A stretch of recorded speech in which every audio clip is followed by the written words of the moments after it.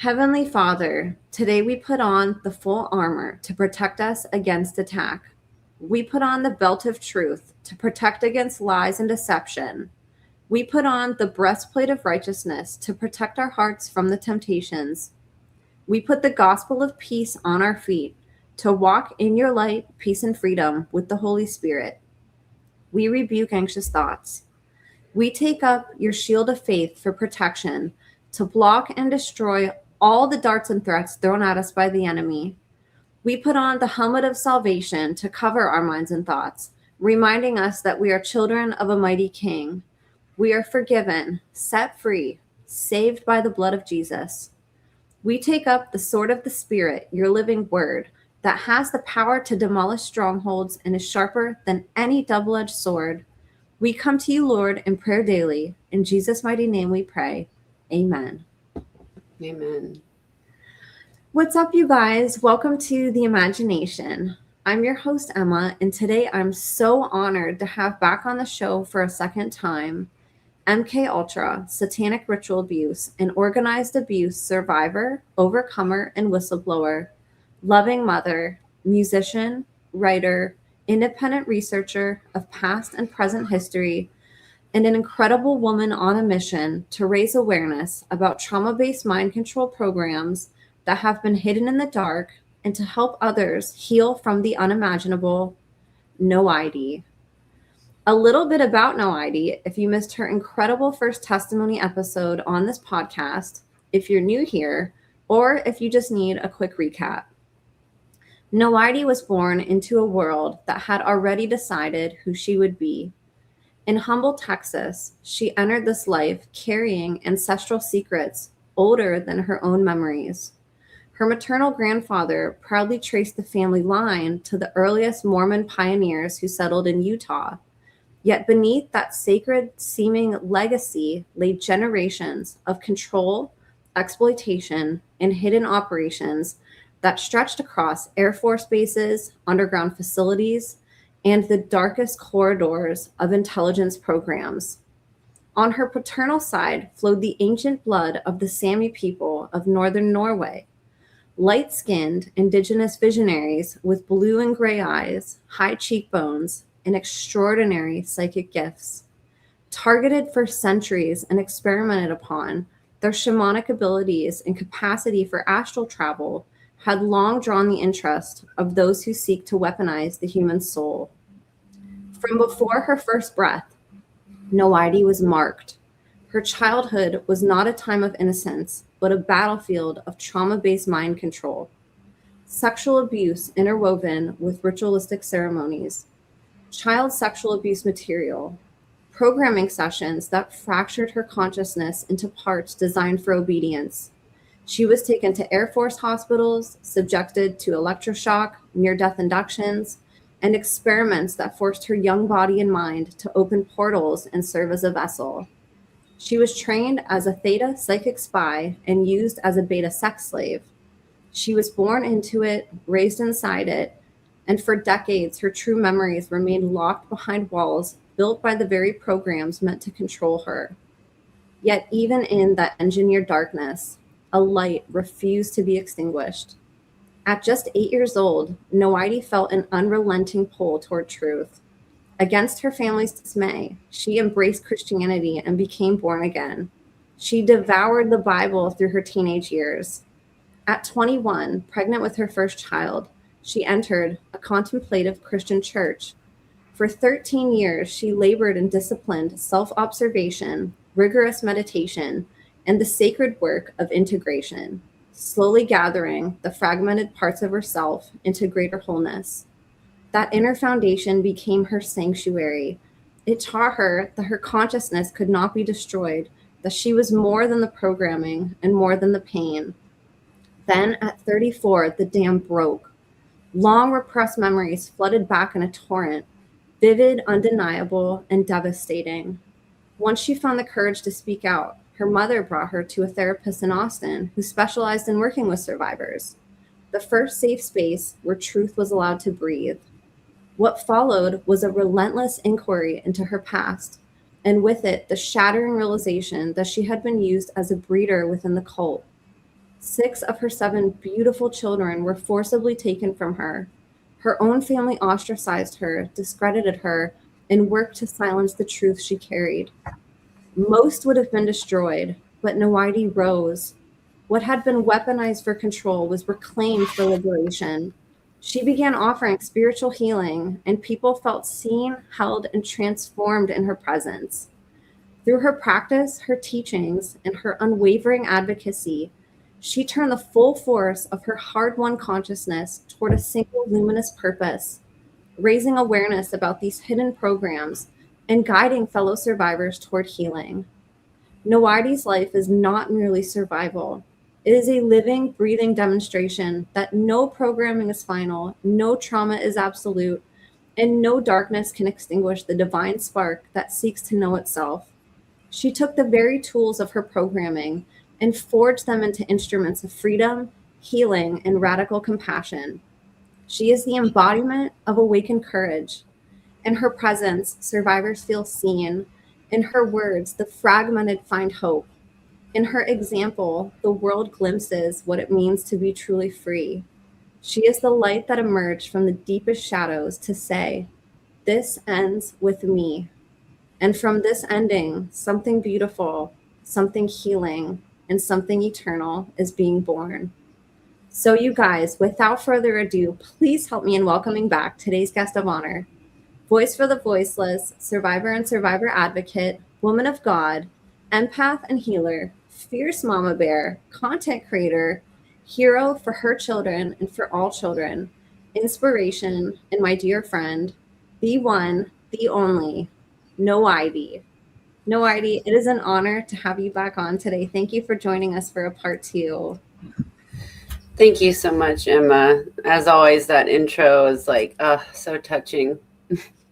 And you're so worthy of it. I was so touched last time you were on, all the comments that people left. And thank you for people who watched for leaving just such uplifting and beautiful comments for the guests on here.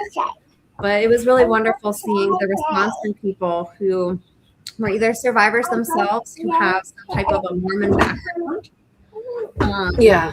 just who are advocates and wanting to learn. Your testimony, the part 1, was a big puzzle piece for people. And for anybody wanting to listen to that, we're going to be talking about a lot of new information today and referencing part 1.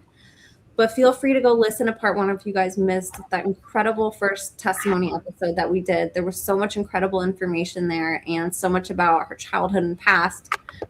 Today, we're going to be talking about some other topics that are just as difficult, but maybe different time periods and more working towards the present. And so I thought I would hand it over to you, Noaidi. Ever since the first episode, there's actually been a lot that has happened, even though we worked together very recently. There has been a lot that has transpired, both internally and externally in your life. And I thought I would just give you a chance to maybe catch people up on what's been going on. Yeah. Wow. Yeah, there was a lot leading up to even the interview that seemed to be going on as well. So I'm trying to figure out where to begin with all of that. Maybe we'll talk about my connection with a man from my past that's been in and out of my life, who I just recently left behind in Texas. I believe he was acting as my handler and trying to keep me there, to try to keep me there so that my parents could get their hands on my daughter by using CPS services in particular. This man I met when I was 17, and I believe we were programmed together because we have been put on missions together throughout my life.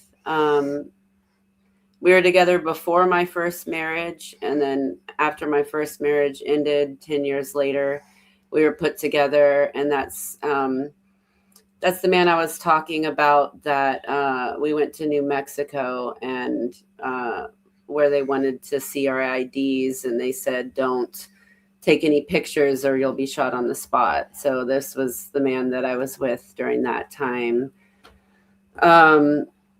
I recently learned, right when I got back to Texas about 4 months ago. And I came back, and he was supposed to help me after my daughter's father abandoned us. And that's another thing to get into, but I believe that he was hired to basically to try to ruin me and take me out. I believe that he was most likely poisoning me. I have physical symptoms of that. And one in particular is my teeth were perfect until he came into my life, and once he came into my life, they started to fall apart and deteriorate. And I since learned that like a slow arsenic poisoning can cause the destruction of the pulp of the teeth. And to me, that's the best explanation, because he had many sides to him. This is my daughter's father. So when he left us several months ago, I decided to come back to Texas because I had felt that he was trying to keep us out of the state.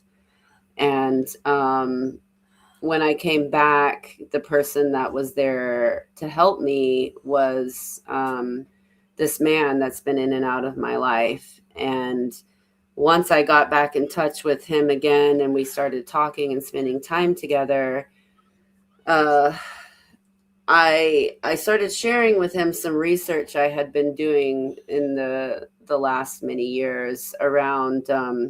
I watch Dark Journalist a lot. I don't totally agree with everything he says, but I think a lot of his information is fairly accurate. I've been fascinated with it, and I didn't really quite totally understand why. But since then, I've put pieces together of like why I was so curious about it and wanting to watch it.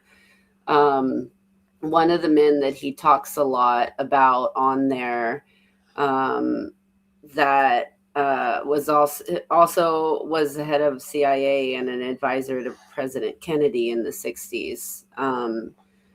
During the time that Kennedy was assassinated, for wanting to bring essentially disclosure of like the SpaceX programming, the information to the public about UFO, about the secret space programs and things like that. So I found out that this man was actually his uncle, his brother's father, the man that I came back to Texas that was supposed to help me. And when I asked him about it and he said, yeah, that's my uncle, it was like, I couldn't believe it. I really, honestly, I'd been listening to it thinking, oh, they have the same last name. That's interesting. I never thought that it was actually his relative. And when he told me that it was, it explained a lot. It explained a lot. And I started to realize even further that we were put together for programming and for programs to run missions together.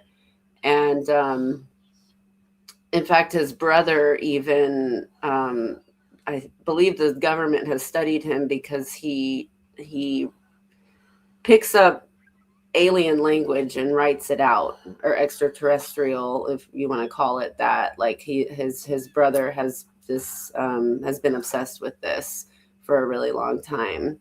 So they were definitely used in programs and all related around this. I don't know the best term for it. I could say UFO disclosure, but I don't feel like that totally covers it.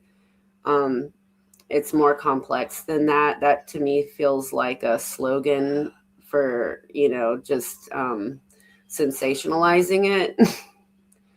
But it's really something that has been active in our government and military for a long time. And the Samis in particular have been identified, and I've learned this from Dark Journalist, as being the men in black that are seen after people have an encounter with UFOs. So there's a bunch of tie-ins here, and I realized that though that this man back in Texas, he was I considered him my first love, honestly, because we got together when I was 17, and I fell madly in love with him. And but I realized that he was most likely not really helping me and was acting as a double agent with my family. And I don't know that it's really because he wanted to to go against me, or if he's just way too tied in to the agencies, to be able to operate outside of that, essentially. But yeah, so I've since put that together, that he wasn't really being a friend of mine, and he was just kind of promising to help me install me. And the place where I was staying, CPS got called again, and my mama instincts were like, no, you've already tried to work with them. You've already done what they've asked you to do. They're just trying to get your child from you. One of my older children, we'll have to blur out her face. Weaver, here, come sit down over here, baby. One of my older children told me that the plan basically was, to adopt my daughter out to my sister, who is also still in the cult. And so this has been the group's plan, for a while. And I knew that that supposed child protection agency wasn't actually trying to protect my child, and was actually not going to play fair. Also, given that my family has a lot of pull and power in that state, I realized I was basically being set up, and I had to leave my RV and my cat and my dog, and basically all my things except for my daughter and a couple backpacks, and get further away, to come be with some good people that were safe, that they're truth lovers, and that want to help survivors, and help bring light to this evil that's been operating in our world. So that's what happened. These people pulled together, and by the grace of God, got me and my daughter up here to safety, and have been helping us. And we've got really good food, healing food now to eat. We were not eating so great before because we couldn't quite afford better food, but yeah, we're in the process of healing and resting, and coming down from a lot of that drama. And I feel as if I'm out of that imminent danger, that me and my daughter are out of that imminent danger. And yeah, so that's where we're at now. And I blocked the man with the ties to the CIA, pretty big ties to the CIA, and not going to be talking to him anymore, because it became obvious to me that he wasn't really on my side. And that's so common, and it's sad too, because these people that are sort of sent in to help do damage control don't always know that they feel it's as organic as maybe you or somebody else would in that moment, because it's somebody that it's somebody that you grew up with a lot of times, and it can feel like an organic connection is happening, or a reconnection in a sense. And then it's usually in hindsight where it's like, oh wait, this person's being used to lure me back in, and they don't even realize that they're being used a lot of times, which is really sad. The ways that they manipulate love and relationships, and invert it in ways that are even not even known to the people engaging in these relationships a lot of times. And sometimes the people do know that they're being used, which is even worse, to come in and be able to put on a face and fake a relationship with somebody who genuinely cares or who wants to be in it. And I'm really sorry that happened to you, because I know that this person did mean a lot to you, and it's somebody that's been in and out of your life for a long time. And that has to be really difficult to make those decisions to walk away from people like that, you know, knowing that there's a chance that they're not safe and that it could bring more damage into your life.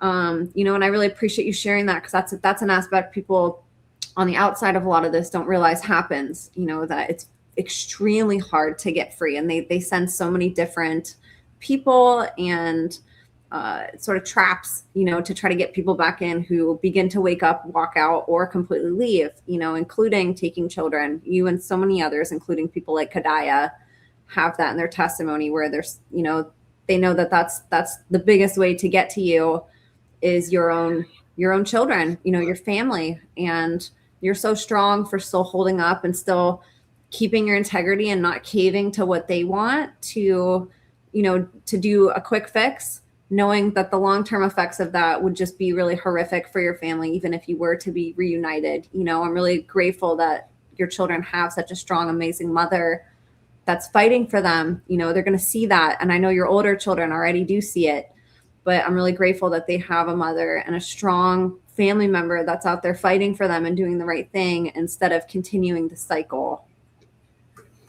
Yeah. Yeah. I know I have their support, even if they can't say it. And yeah, I didn't have that as a child. Like I didn't have one person, it felt like. So even though it's very hard not being with them, they know where I stand, and I hope that that's at least a comfort to them.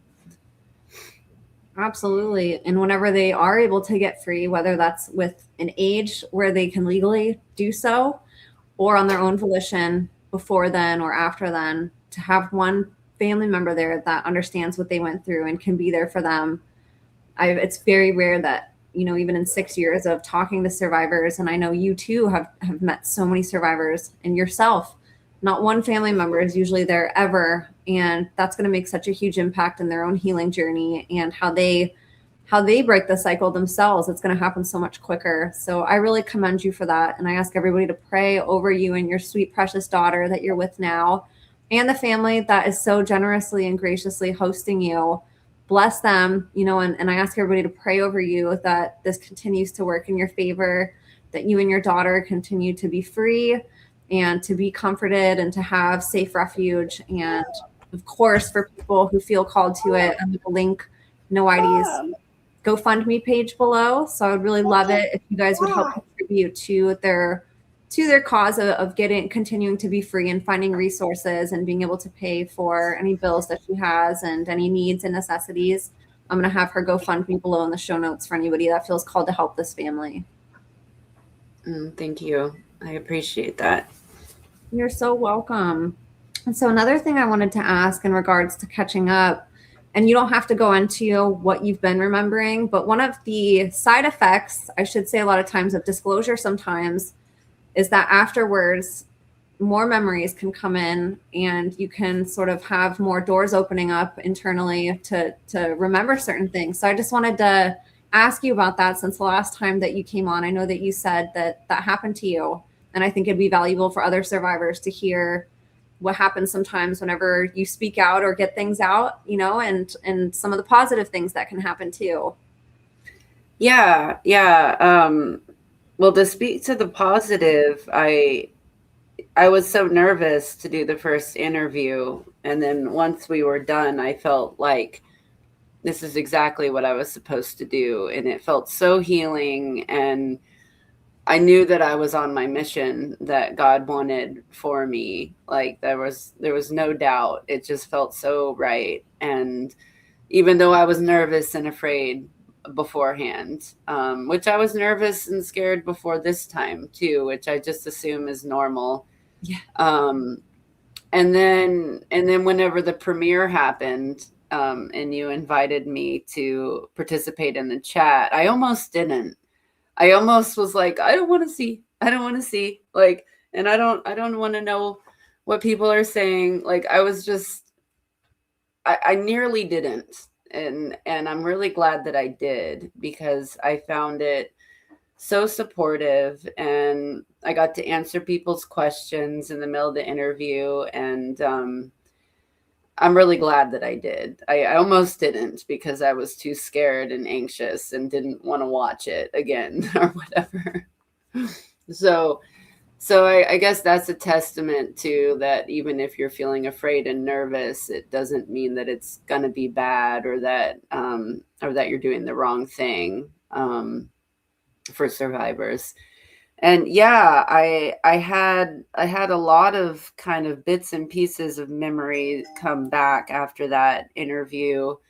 Um, in particular, just when I would just be doing ordinary things, like not even thinking about any of that, just day to day chores and stuff. I would have flashbacks to being in California. I had flashbacks of parts of me and feelings that I hadn't felt in a very long time, that I recognized as being a part of myself that had been sectioned off, I guess you could say, for a really long time. And to me, like, the memories don't always come back like fully and immediately all at once. It's almost like it's like knocking at my door just a little, like there's little hints, like little things that come up, just kind of letting me know that they're there. And then eventually, um in God's timing, which I don't really feel that I choose it, the full memory ends up coming back. And it's sort of a mystery how it all works, because I don't really feel like I get to decide. It's just the intelligence of God and the intelligence of my body, as my brain is healing and my body is healing. Um, but I'll get little hints that something's wanting to come to the surface. Just little flashbacks to moments and little feelings that I haven't felt since that time. And just kind of a knowing that there's something at the door, but the door hasn't fully opened yet. And I don't try to force it anymore. When I first had memories come up, I wanted to know everything all at once, and I felt that it was my right to know, and I needed to know to stay safe. And when I took that stance, those parts of me shut down, and they just didn't reveal anything to me, because it was like I was trying to force it. So I've learned since then, I've learned to be content in the not knowing. Um, and but to allow, when it's the right time for those parts to come up and to remind me and to reveal to me what happened. And I've since come to trust in, God's movement and healing in my life, that if it's not coming up right now, it's because it's to protect me. Like, I'm not quite ready yet, like a pregnant mother might want to give birth right away because she feels really big, but it's not the right time yet. It's best to just wait for the right time for the baby to come.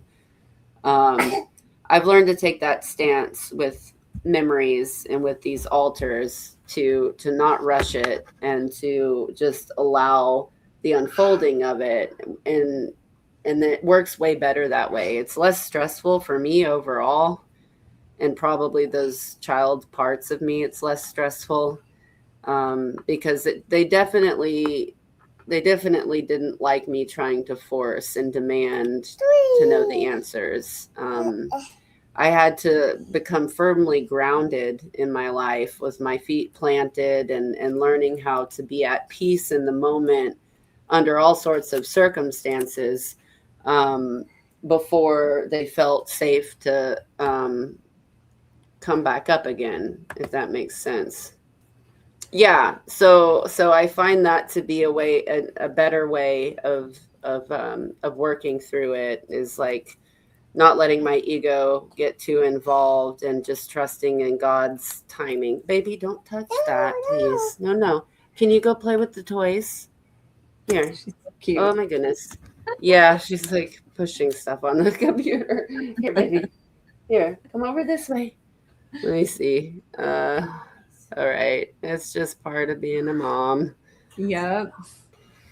Um, yeah, so that's been the best approach, I feel like, and it might be a lot of other survivors are like me. Whenever they start to remember, they panic and they really want all that information immediately because they feel like they won't be safe and they won't be okay unless they have it.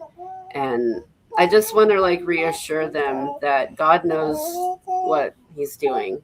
And if you don't know at the moment, it's a protection usually. Hey honey, come here. Sweetie. Look, look. Okay, baby, look. Can I put something else on for you to watch for a minute? I love her. She's so cute. I know, she is adorable. She's So 2 years. playful and sweet. Hmm. Look at that. What is that? It is. That's so cool. I've been weaning her off of cartoons, but uh, for this one, I thought I kind of need something for her to do because she was getting kind of anxious, probably because she feels my energy. Yes, absolutely. And it's something different too. You recording and, talking to somebody in front of her about things. So I love watching you do motherhood, and I'm so grateful that you have her. And Oh, on the thank topic of you. what we were just saying, I wanted to ask, one thing I hear come up a lot with survivors, is when they do start remembering and parts start coming up, it can create inner chaos beyond what a lot of people can handle. And so what they do is they just shove it all back down. They shove those parts back, or they might mislabel them and think that it's a possession or, something evil coming up, depending on the part that's disclosing. And I wanted to see Hmm. how you created that inner peace within yourself, because you can tell that you've done so much work to be able to sit here and talk about it, and to be able to have some type of corroboration inside where you're able to work together instead of being at total odds with yourself and having chaos. And so I want to see what worked for you. I know everybody's a little bit different, but I think it's a really important topic as more survivors are remembering, and for them to Yeah. know kind of what's normal and maybe some tips on how to navigate that. Yeah. Well, again, I feel that this is where I got some good information from the Gurdjieff school that I went to because his guide to inner work really was based on creating an observer that observes everything that happens inside of you without identifying with it. So it almost seems like it's creating another alter or another self, but there's an intentionality in it to just observe like a scientist would observe, which actually ends up helping in working through all these different alters and parts coming up because if you practice self-observation, like observing yourself non-judgmentally, just as a scientist would be observing something, without judgment about it, just noticing, essentially. I spent a lot of time learning how to do that, and so I feel like that the work used to say it's like building an inner muscle that if you intentionally create the observer inside of you that's observing your mental, your emotional, and your physical being, that you don't ever really lose that. It's kind of always operating in the background. So essentially it could be like creating another altar, but instead it's me choosing to do that instead of like a handler traumatizing me and forcing another alter to be there. So I think you almost have to use some of how you were programmed to deprogram, if that makes sense. Like I created a part of me that was aware and observing, and the intention was to be aware of all the shifting altars within me. That wasn't to come in and change it, that wasn't to interact with it, but to just be there witnessing it. And so you can shift your focus from being identified with the personality that's coming up and what it's thinking. And you can also, because this is what the work helped train me to do, step back and become the witness of it, allowing it to do its thing while you're aware, you're consciously aware of it, and watching it, taking notes, observing it, learning about it without trying to change it. And so that I feel is what has helped me to not go crazy, honestly. It's like not getting caught up in the storm, somehow being separate from the storm and aware of it without getting pulled into it. Not to say that I don't still get pulled into it from time to time, because it's a process, but overall, setting that intention to remain aware and observing and not being judgmental about the inner states that come up, coming back to that intention again and again, I feel has helped there be more harmony in my inner self, less conflict in my, if you want to call it, what do some people call it, their inner system, or their system of altars, because it is like I am aware of the different states, but yet there's this part of me that's also unchanging unchanging in the changing of those different states, if that makes sense. It does make sense. Thank you for explaining that. I think that's a really great way to look at it, to sort of like step outside of the chaos and look at it from kind of the outside looking in a way. And I love that you were able to, like you said, use the programming to help you and to sort of use it against what was done by creating a part that could help with managing the chaos. Because I know a lot of survivors really, really struggle with that. And it makes me sad, because some survivors I've met, they're like, yeah, I have 5 parts that I've met and the rest I locked back up again. And I'm like, oh man, that's really sad, because I think, the goal isn't necessarily for, full integration with everything, but to be able to integrate memory together and to collaborate and to have peace inside without feeling that parts need to be just completely locked back up in a cage forever. I think it's really important that we help explain to survivors how to get through that, because I know that causes a lot of disruption and destabilization when they finally are like, oh my gosh, I have all of this going on in me and I have no idea what to do with it, and Yeah. You're just such a great example of somebody who's been able to work through that and to mitigate chaos and to have more collaboration. Well, those energies are seeking resolution. And I get the wanting to lock it back up again, because it's scary.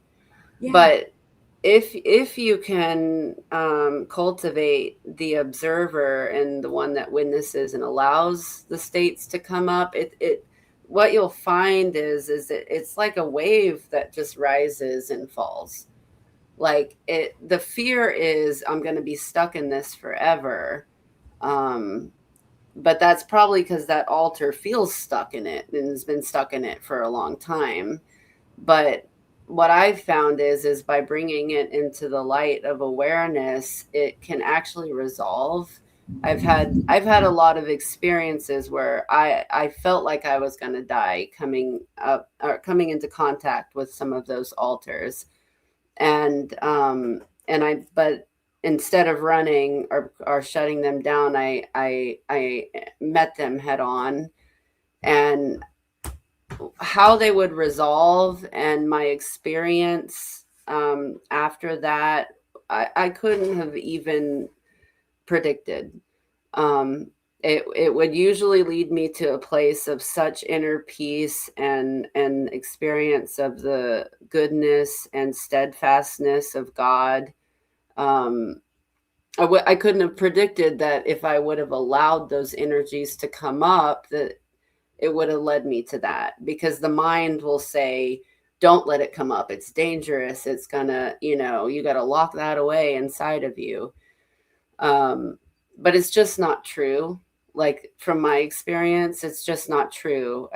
Usually that's probably threats from the handlers. The handlers probably don't want you to remember those parts and don't want you to remember those memories, and that you're still running the script that they've told you is going to happen to you if you allow that to come up again. So it's really important to keep the observer self and to keep the awareness of right now, like your environment right now. I know a lot of somatic therapists and stuff like that will do work of making sure people like become aware of their senses and become aware of what's actually happening in the moment, because you need that groundedness to be able to meet with, if you're too much in your head, if you're too much in your head and your emotions, and you're convinced that you're about to die, like something's going to threaten you, but you're not actually using your senses and looking around and realizing, like, there's not a lion chasing me. Like, if you don't question the thoughts about that, then it's hard to heal. It's hard to heal. Like, you have to kind of question and look around and be like, am I really in danger just because I'm feeling this way? Like, and observe and bring in that other perspective. That's one of the things that I found to be helpful when I get real panicked about things coming up, is I have a part of me that's like, are you really in danger right now? Like, and I'm like looking around and I'm like, no, it doesn't appear so.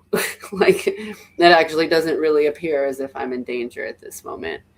And that helps me to relax, so that that energy that got stuck in the body a long time ago can actually resolve itself, because it's really just looking for a resolution. It's really looking to unwind from, it's been wound up for so many years and tightly held onto. It's not looking to be destructive, actually, or to hurt the rest of the system or the body, is what I've found from my own personal experience. Even if the mind tells me otherwise, I've found that, the mind can lie. Your thoughts aren't always true. I heard a survivor recently on an interview, not on my podcast, on another one. She referred to some of those deeper parts that come up that can be a little bit scary as concentration camp survivors. She was like, that's literally what it's like having in your body a concentration camp survivor who's like living in a concentration camp and then all of a sudden peeks out into my regular life where there's not chaos. I'm sitting in my bed, I'm in my room, taking somebody directly from an environment of torment and torture and, hell, and then putting them in a calm environment. They don't know in that moment, as soon as they come out, they still feel like they're in the concentration camp, and so I think it's really good to sort of have that perspective too, that these parts are living different moments of somebody's life. They're not there in the present with you, knowing that everything's safe.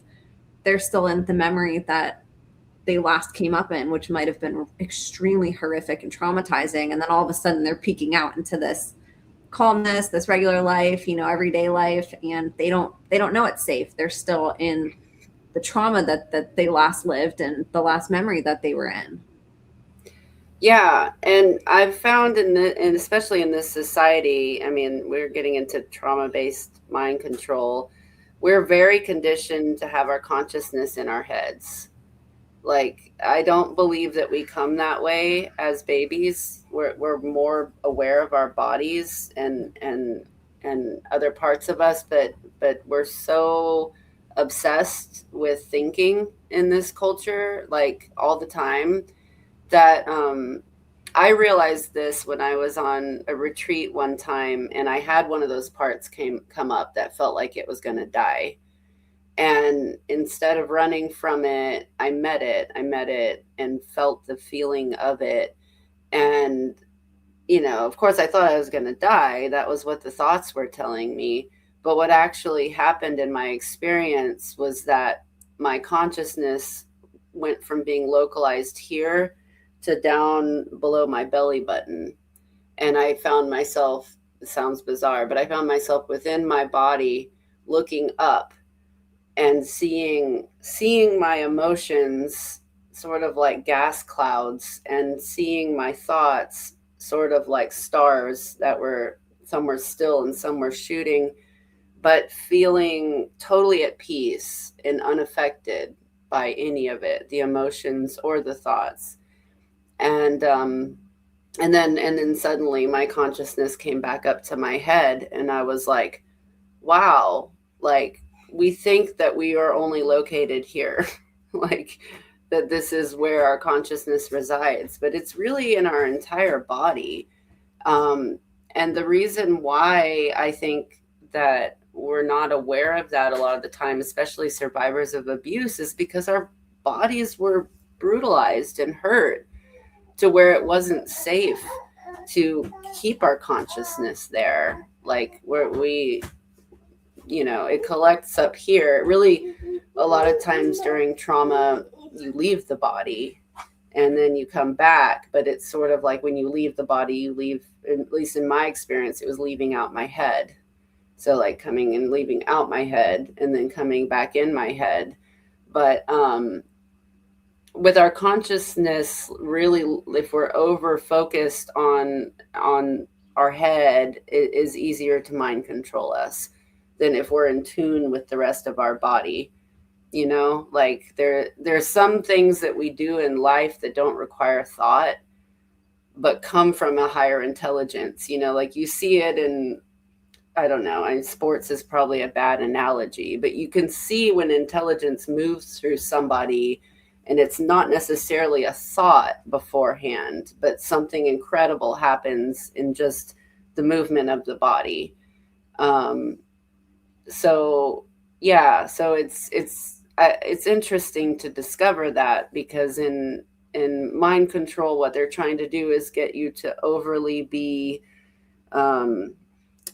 attached to your thinking, and thinking that you're not going to be safe unless you think you're safe, or unless you figure everything out, which, having faith in God, I believe, helps with that, because then you don't have to be God in your life, which you're not, your thinking mind, we don't, if we had to think about breathing, like, we'd be dead because we wouldn't remember to breathe. And yet there's an intelligence in our body that is breathing us without us having to think about it. And that's God to me. That's Yahweh. And that's a miracle. We take that for granted, these simple things. And I think sometimes that can be grounding in itself, to just sit back, even if we're in a state of panic or anxiety or fear, to be like, wow, look at how amazing my body is. Like, everything's functioning. I'm breathing. I can move. Just some of those like tactile sensations. And like you said, like coming back to your senses and smelling and kind of realizing where you are and just being present with yourself can be extremely grounding, and like put you back in your body and like help you appreciate it, and help slow some of those really fight or flight survival mode instincts that are kicking in down. Yeah, absolutely. Absolutely. And I believe that the body knows, like, there were times that I was freaking out and panicking and wanting to hurry up and leave, and God didn't make that happen. And I was like, okay, well, then I must have not really been in danger at that moment.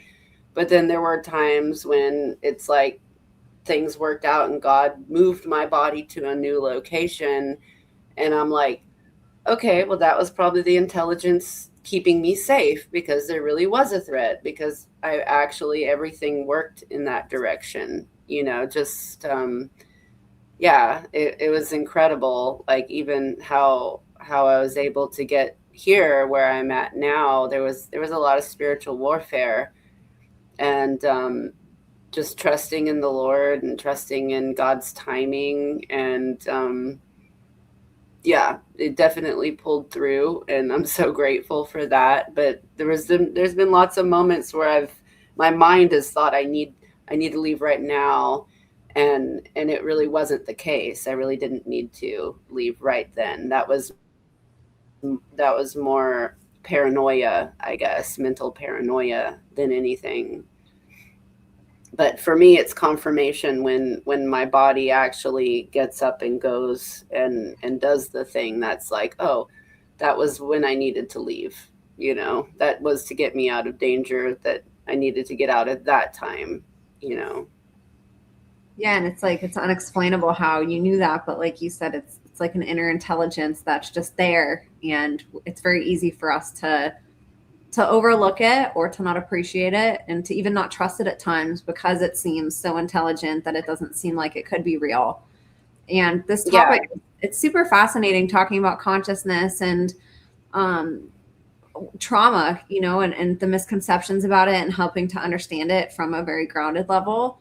And one thing that you mentioned a little bit ago was the difference between a programmed part that's created by a handler or programmer, and then also an organic part that might be self created or might just be a result of the trauma, but not necessarily deliberately created, just a side effect of it. And one of the interesting things that you've stumbled on recently has been a handbook, in a sense, of some of these tools that handlers and programmers use with programming. And I thought I'd give you an opportunity to talk about that before it slips my mind, because I think it goes perfect with this topic. And I think it'd be really, really helpful for other survivors and people that work with survivors to hear a little bit about what you've learned and sort of how you stumbled on this. Yeah, okay. So after my first divorce, when I was about 30, 31, um, I was exploring. I've always been interested in spirituality and philosophy and systems of thought. Um, they've all brought me back to Christ again and again. Like I have to say that the 8-year old me was right from the get go, but I also needed to learn. I also, I guess, was curious, and so I studied with this man from India that taught non-duality or Advaita, and it was basically the concept of, well, non-duality, that there, it's not oneness, because oneness implies number, but that, so you can't really say everything is one thing. um, but it removes the idea of separation, so that you're just in life, and completely without an external commentary, I guess you could say. So I was doing a lot of meditating, and I was studying with this man who he came into my life after my grandfather, the one that came from the Mormon lineage, passed away, which was interesting. So he kind of became my new handler, not kind of, he did. I realized um, that's why I can speak to the dangers of spiritual teachers, and that they come from, a lot of them do work for intelligence agencies and to keep people dissociated. But there was also truth that I learned from him too. That's usually the way the enemy works, is they hook you with some truth, and then there's a deception as well. So I had to weed through all of that. But he came in and had worked for Disney and NASA, and I believe he did some photography for National Geographic, and he had an advertising agency in LA. Um, so I was not awake back then to these sorts of things. I was still a lot more under mind control and had not remembered. So he came into my life and was teaching me, and wanted my grandfather's computers, which I should have thought was weird. Um, he he also wanted some of my grandfather's ashes, which I should have also thought was weird. I didn't give him my grandfather's ashes. Um, but he ended up developing a relationship with me that he ended up using to traffic me. And then once in particular, I remember was in Dallas when we went on a trip up there. He trafficked me out at least one of the nights that we were there, which I was really upset about. And because I thought of him as my teacher and like a spiritual guide and all of that. But he did say that he was going to give me the keys to my freedom. And one day he sat me down on the couch. Well, he had showed me that he was involved in experiments of what do you call it, remote viewing. So like he himself was probably in the MK Ultra project. That he showed me a manual and told me about how the government studied him for his abilities. And again, at that time, I didn't know about MK Ultra or any of that. And then he sat me down on the couch and he said, "I want you to look at this binder." And I said, "What is it?" Oh, it's just it's how men go after women or something, is what he said originally. And it's just helpful tips. And I was like, okay. He's like, memorize this. I want you to really memorize this. And I didn't know why he was having me do that.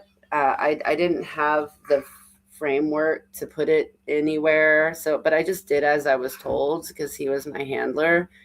But what I've come to realize is that it was a handbook for so almost like an owner's manual for a mind controlled slave, and in particular a woman, like a beta mind controlled slave. And trigger words, trigger points on the body, phrases that they would have been programmed with that would have gotten them to do different things or switch into alters. One in particular, and he used it on me when I first met him, was "Do I know you?" And that automatically put me into a trance. And that was one of the phrases that the handlers use to get women that were like me to switch. I'm sure I can recall the other ones. I feel like it got taken in and made me more aware, listening to people and not going into trance when they told me certain things. Because I do believe a part of him did really care about me and wanted me to be free. And I thought he just wanted me to be free in the spiritual sense because he was a spiritual teacher. But I've come to realize it was more complex than that. It was that I was actually being used as a mind controlled slave, and he was actually my handler for a time as well.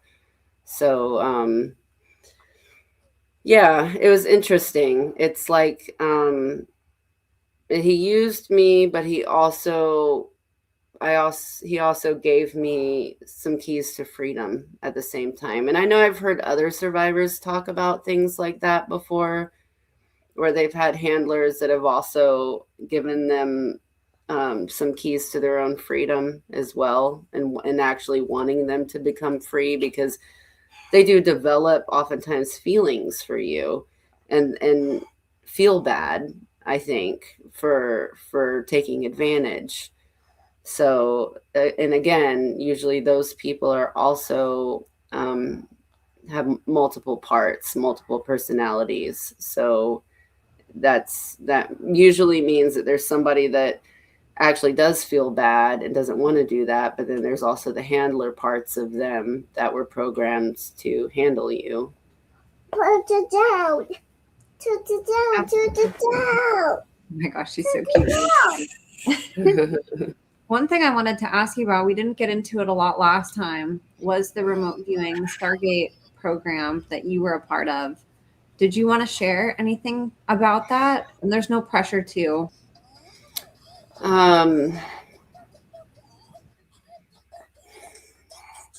Yeah, it's interesting as you ask me that. I feel a really like protective, defensive altar coming up in me for some reason.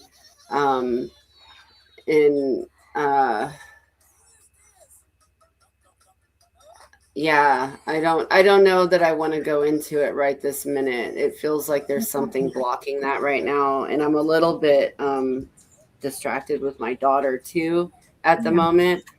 I think I would need to be in a space where I'm like a little more undisturbed. I feel really emotional right now when you mentioned that.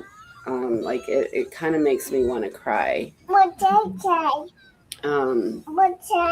Okay, baby, just a minute. And angry. Like I feel. It's okay, baby. Yeah, I don't know. I'm feeling like that part of me is not quite ready to share about it yet. I have written a post in the past about it, and I took it down. That one of my older children liked. But yeah, I don't know that I'm ready to talk about it right at this minute. It feels like I might have to work through some emotions first, because it's for some reason triggering a lot of feelings for me. That's not a problem. We can talk about it or not whenever you feel a little bit more ready or prepared. And I didn't mean to upset you at all by bringing it up.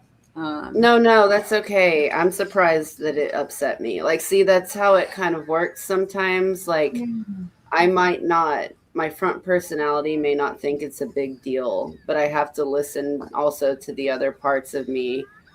And there's definitely some part of me that's feeling really emotional about that for some reason, which I'm sure it all ties into what's happening right now, though. That's the thing. It is pertinent information. And it also ties into what I spoke to earlier about my connections. Okay, baby. Okay.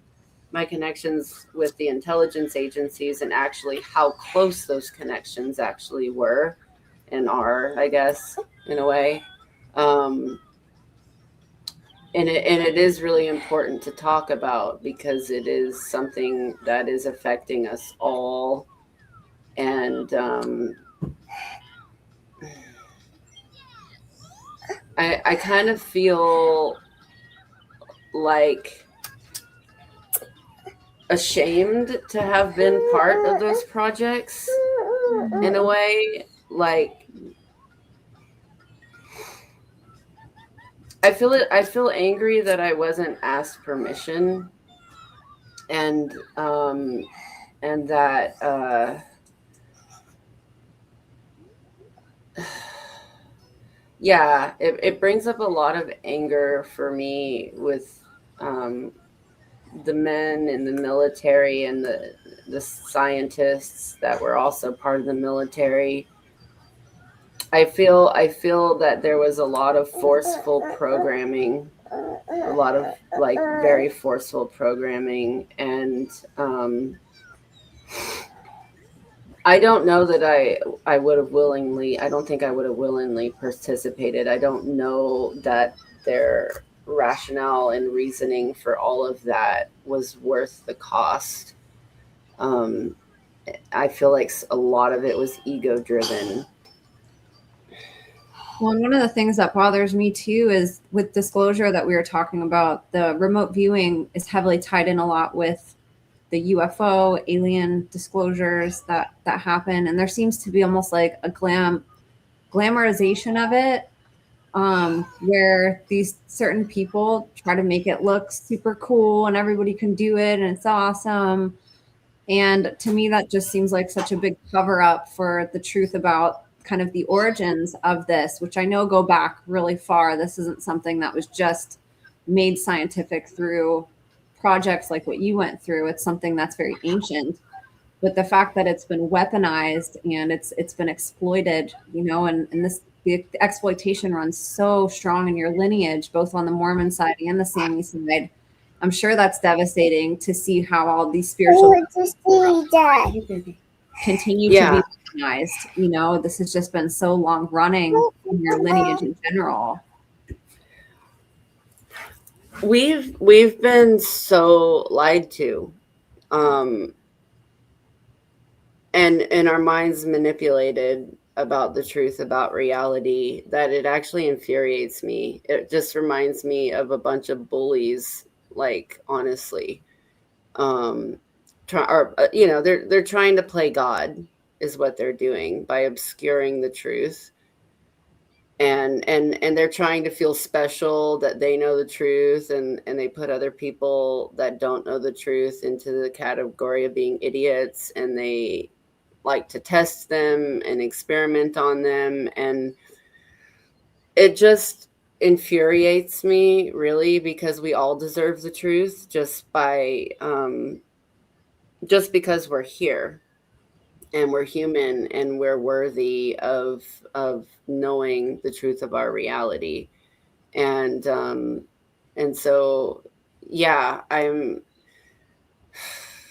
we are sold a bunch of lies, and I don't know how far I want to get into it, but yeah, the NASA is lying about almost everything. And it's infuriating to me that people's hard-earned money goes into funding these organizations that are lying to people. And they're glamorized too. They're made to look so cool, and the cover story for it is such bullcrap. It makes me really mad too, especially when an organization like NASA comes up over and over and over again in these testimonies as being complicit. It's maddening. It is. It really is. And it's yeah, I mean, I think that these people need to repent for what they've been doing. It makes me think of the Freemasons, because they're all part of it too, which I do believe that in order to be in the positions that the men in my family were in, they would have had to be Freemasons. Seems to be really heavily tied in with Mormonism too, from a lot of the testimonies that I hear. They go really hand in hand. Yeah, it really does. The Mormons, it's a strange bunch that they followed this guy that just has these crazy ideas. And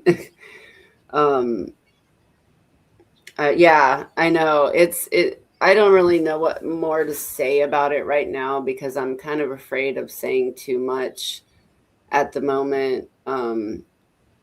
But we're being lied to, and it's not as sci-fi as they're trying to make it appear to be. I believe that the UFOs are actually military, and they've had them for a long time. There's no aliens up there. There's underground bases that they have these vehicles, I guess, if you want to call them the aircraft. They're sort of scapegoating aliens in a way, and not, I believe, and not taking responsibility for the fact that this is largely humans. Yeah, that's part of how mind control worked. In a lot of rituals, people would dress up as characters or other beings, but it was just people. and they would inflict trauma upon especially children to get them to believe that it was aliens or some other being, but it was really just humans. It feels to me playing a sick joke and trying to play God, trying to get a response from another sentient being, to feel as if they were more powerful than them, and to actually have control over them, to have power over them. So it comes from a misguided place, because if you were really in right relationship with God, you wouldn't need to play God, like that's how I feel about it. And I get really angry that we've been lied to at such a massive level. Talking massive. And when people really realize the truth of it, they'll be like, why were they even lying to us? Like, why did they make it such a big deal? Like, and I think it's the Luciferian cults. They want to feel like God. They want to feel all powerful. They want to be the one to give the permission and, aggrandize themselves. So it's really disgusting to me, because I don't feel like it's necessary at all in order for us to have a good human life here. In fact, I think life would be a whole lot better if these groups would stop trying to play God. With a lot of these advanced technologies that they have, they're so selfish and, like you said, egotistical, and want to be the owners of it instead of having it be something that's owned. That instead of being able to admit that they have advanced things that the public doesn't have access to, they're like, oh, just look at the sky. It's up there. It's coming from up there. Don't look here. We don't have anything here. And everybody does. Everybody's looking up at the sky for UFOs and aliens. And it's like, you guys don't think that the government and affiliations with the government are hiding advanced technologies that would look very alien to us if we were to see them, because they're so much more advanced than things that we have access because to? they've been hidden, Yes. they can easily hide it, and they can easily fly them in areas that are not populated by people. But yeah, I guess I want to just say that what I truly believe and feel to be the truth is, extraterrestrial is not upper terrestrial. It's extraterrestrial means more land, actually. And outer space is not upper space. So when they say outer space, like, this is how the Luciferian things work. They switch things around all the time. They're telling you they're from outer space, but they're pointing up there. But they are saying that, right, they are from outer space, but there's outer spaces. There's General Byrd actually came on television and told people that there are more continents beyond Antarctica. There's more land.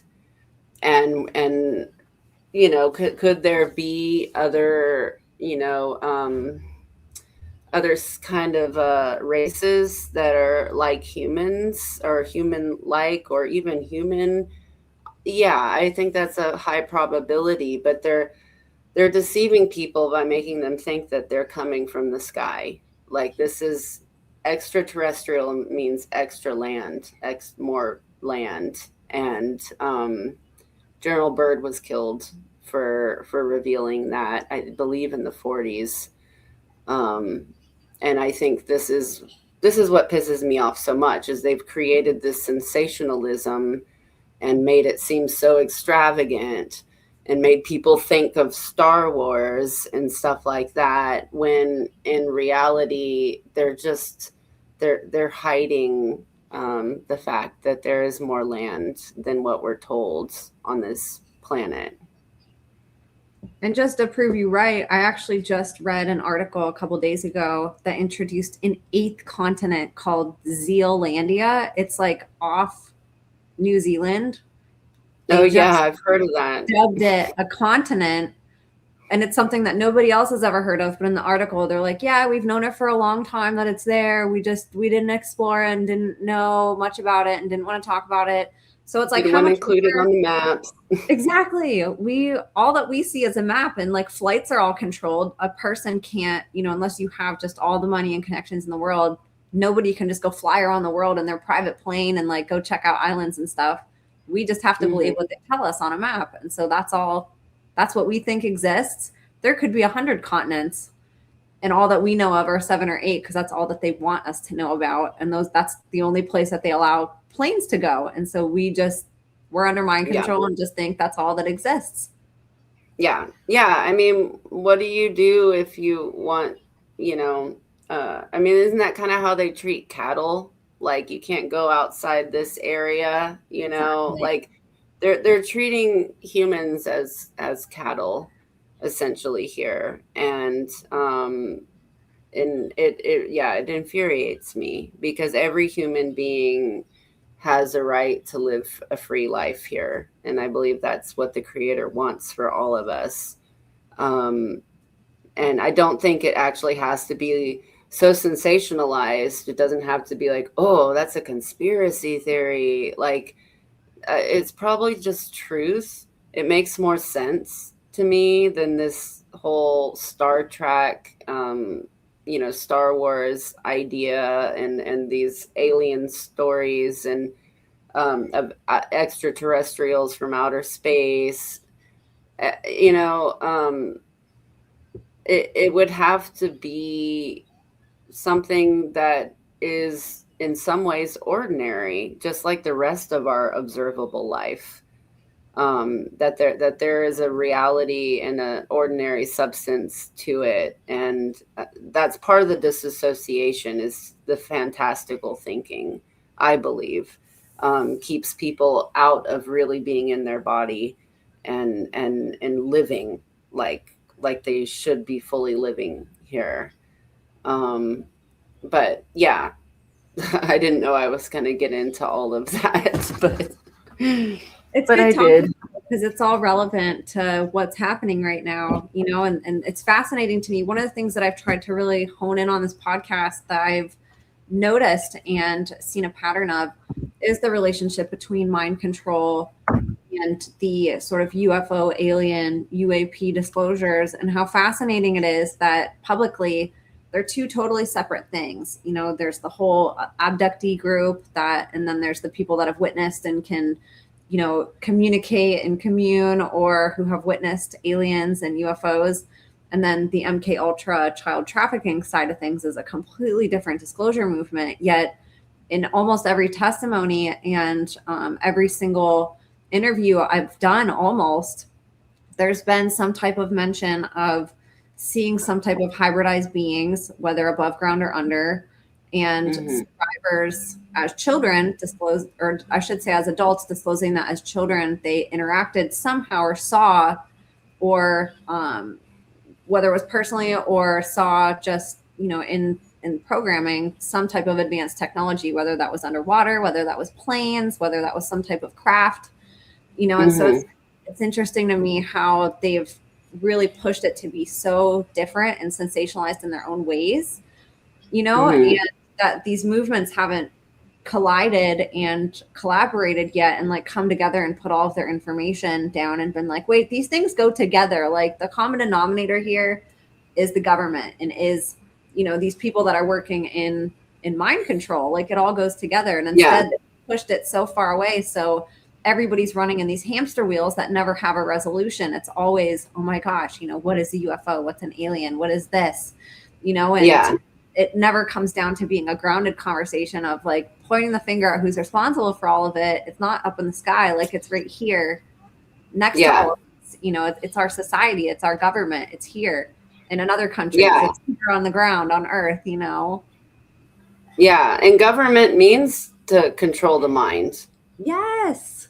So, yeah, and they keep it so compartmentalized, especially through Hollywood and through, I haven't watched movies in a really long time, but, I know that they just recently released a movie about disclosure or something, or aliens, I think.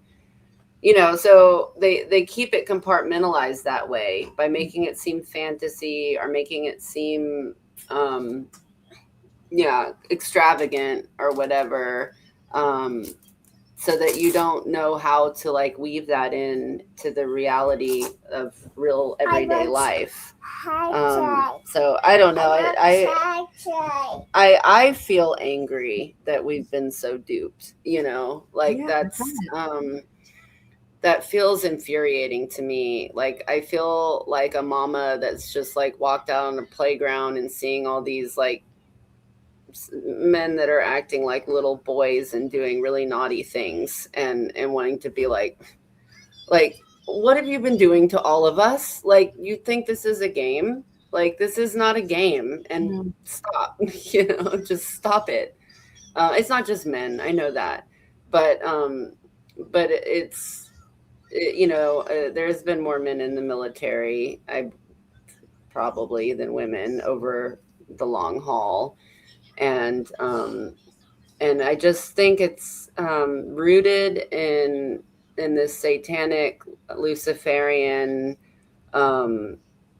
ideology of wanting to be God, wanting to be like God, and wanting to feel all powerful, and feeling all powerful for knowing, keeping secret things that we should all know about our worlds. And they're not all powerful. They're just liars. Like, that's really what comes down to. Like, no, you're not like God. You're like the devil because you're lying. You're a liar. That's easy for people to lie if they really want to lie. That doesn't make you like God. God is creative. God is unique and creates unique, beautiful things that can't be replicated by any man. And so, yeah, these groups, to me, are it's shameful to humanity. I feel like they should feel ashamed of themselves, of how they've treated everybody. And from a higher spiritual sense, like Jesus said, what you do to the least of these, you do to me. So what they're doing to us, they're doing to Christ. And that's a huge problem, because Christ is love, and Christ is life, and the way, of course, of that life is sustained and created. So I think I'll end my rant there. Thank you for sharing your thoughts on some of that. It's amazing, like you said, like how deep we've all been, and like how far it's gotten us away from the truth, and how people like having connected the dots, and then also how you and other survivors who have that connection and can easily explain it to us have been so censored and silenced and pushed out of the mainstream. So you are not helping people, so you're not able or capable of helping society see the bigger picture. And then society also, like, human lives are at stake because we don't know this, and all the people that are being harmed because of these guys. It's horrible. So I really appreciate you sharing, and look forward to hearing more about that as you feel more comfortable sharing more about it, and learning more about your testimony.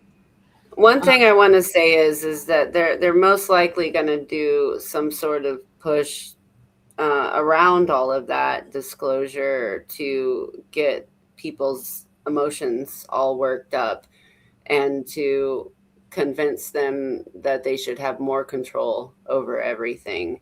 And I just really hope and pray that people see through the BS, like I really hope and pray that it's not like how COVID was, where people, so many people fell under mass delusion.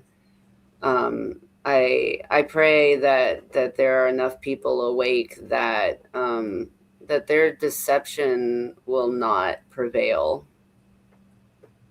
I completely agree, especially since so many survivors have talked about a new world order or a one world government, and sort of how everything's leading to that, and how it was just a topic that was very normalized growing up as a child in these programs, that was a goal.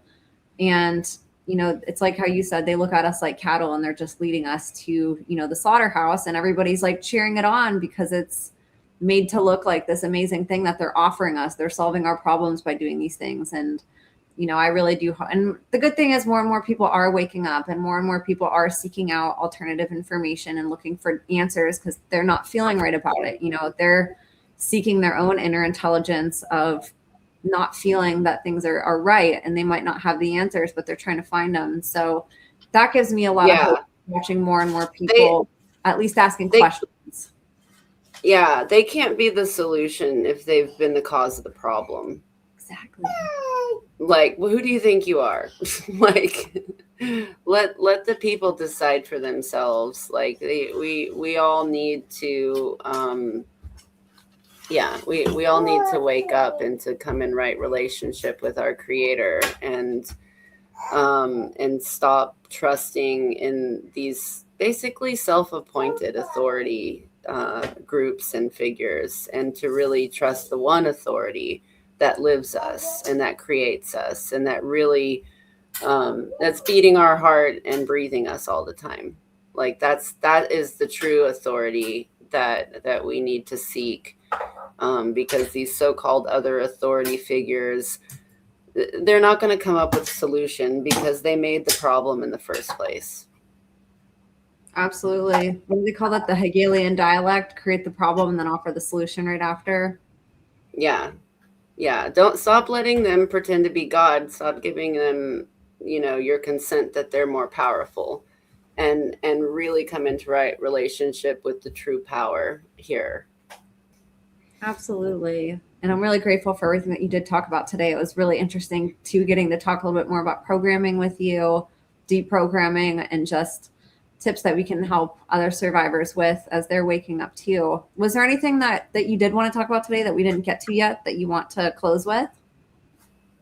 No, I don't think so.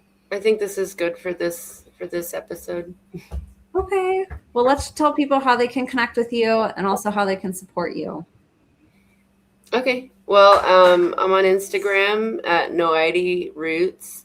I have a Cash App, which is also Noaidi Roots, and my GoFundMe will be linked down in the comments.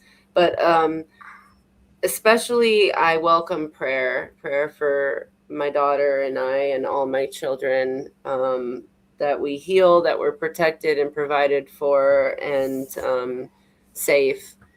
I would like to continue to share more of my testimony, and to break the generational curse, and especially keep my daughter out of the cults, but then have my other children come back to me and start to heal from that as well. So I definitely welcome your prayers and loving intentions.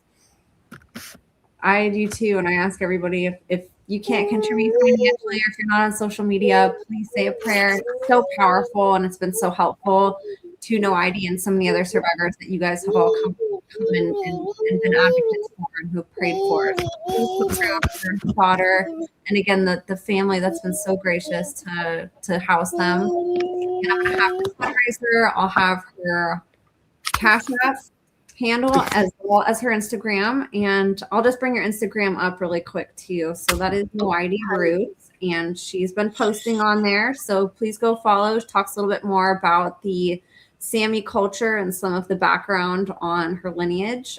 Very interesting information on these posts that she's made, so please go follow the GoFundMe as well.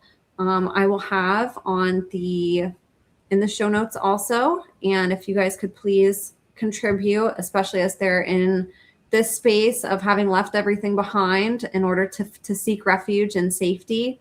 It's really difficult to start over, and although she's no stranger to doing that. You know, it's really helpful to just have a little bit of help along the way. So if you guys could please go contribute, support, whether on the Cash App or GoFundMe here fundraiser, I'd appreciate it so much. No amount is too small, and it just goes such a long way. And Noaidi, thank you again so much for coming on today and for sharing. I'm really honored to know you and grateful to have these conversations with you. I think you're just amazing, both as a mother, a warrior, a friend, and an advocate. I think you're just an absolute miracle. I'm excited to have you back on and just honored to have you on here. I'm grateful to hear from you. Thank you so much, Emma, and I really appreciate you. And I appreciate you too. And so for everybody listening, head to the show notes. We couldn't do this without you guys. You guys are the backbone of this movement. And I'm so grateful for all of you. So with that being said, thank you so much for listening. God bless you all. And we will see you next time.